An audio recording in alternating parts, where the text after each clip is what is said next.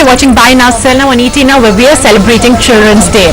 We always say teach them young, whether it's physics, chemistry, or even money management, and that's what we at ET Now aim to do on this occasion. So yesterday, we had Feroze Azeez of Anand, Rathi Private Wealth Management, who went over to JBCN International to give the students of the school, 7th and 8th graders and 9th graders, a lesson on how to invest, what exactly are markets, and how to manage their money. And boy, did these students grill Feroze with some very interesting questions. Listen in to a slice of that session. Most of the things in life could be more expensive than you can afford today. So what will you have to do? You will have to accumulate it. 50 after 50 after 50, so that it becomes 2,000 rupees, and then you can buy it. So what is this process called? This process is called saving. This process of accumulating money to buy something at a later date is called saving, right? Now, when you save it, you can keep it in a piggy bank, right? You can put those 50 rupees to accumulate it in that piggy bank, or you can make that 50 rupees grow. The process of growing it is called investing. How can money grow? Right? If money could grow, it would be phenomenal, right?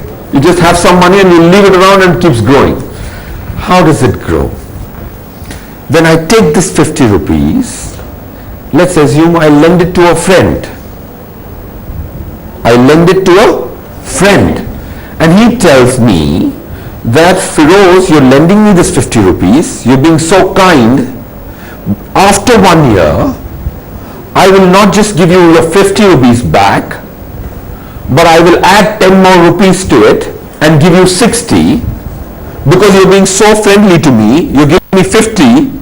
So after 1 year, how much would I give him? Well, he would give me 60 rupees. So what happened? Instead of leaving the money in the piggy bank, I made sure that the 50 rupees is used by my friend for how much period? 1 year. If my friend is a person who fulfills his commitment, what will he give me at the end of 1 year? 60 rupees. So what happened to my 50? It became 60. Now does it help me get my 2,000 sooner? Right? Because I'm getting closer to my 2,000. So if you put your money in a box, it doesn't grow. If you make sure that the money is utilized by somebody else, is being used by somebody else, then because he is using it, he is going to give me more than the money I gave him. This is why money grows. Because you're not leaving it idle, you're making it work for somebody else. You're lending it to somebody, right? So saving and investing are a very, very important component. Is it always, it might be risky also, right, sometimes to invest? Super. So that's a very, very valid question. She asked us, what is the risk? If I gave my 50 rupees to my friend, what if he doesn't give it to me back at all? That's a risk. But if I understand my friend, and if I know my friend for 5 years, and if I understand my friend properly, that he is a person who every time gives a commitment and fulfills his commitment, then I don't mind giving my money to him. But will I give my 50 rupees to a stranger? No, because I don't even know whether he will give it back to me or not. He might just take it away and vanish.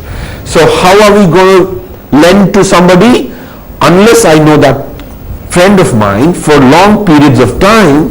I'm not going to lend my money, right? So of course it is risky that he doesn't pay my money back. But if I have done my research on that friend of mine, then I would have taken risk, but a calculated risk. What do you mean by a calculated risk? A risk which you understand. I understand that this friend of mine, for example, Vinod, is a very trustable guy. And that trustable guy will pay me back my money. If I'm very confident, and if I have done that with him 2 or 3 times before, and he has always given my money back, then I would say that's a lower risk. Let's assume I don't have any friends. Okay? The situation is not as bad as I sound. If I Okay, some very interesting questions thrown in by the students, I must say. Students nowadays just getting more and more enterprising, no exception right here between the 7th and 8th graders. Unfortunately, we could not play out the entire conversation. Certainly was a very interesting one, but we'll wrap it up on this very special edition of Buy Now Sell Now. Thanks to all of you for tuning in. I hope you enjoyed the program as much as we did, compiling all of this together. Wishing you all a very happy Children's Day. Coming up next is Markets at Noon.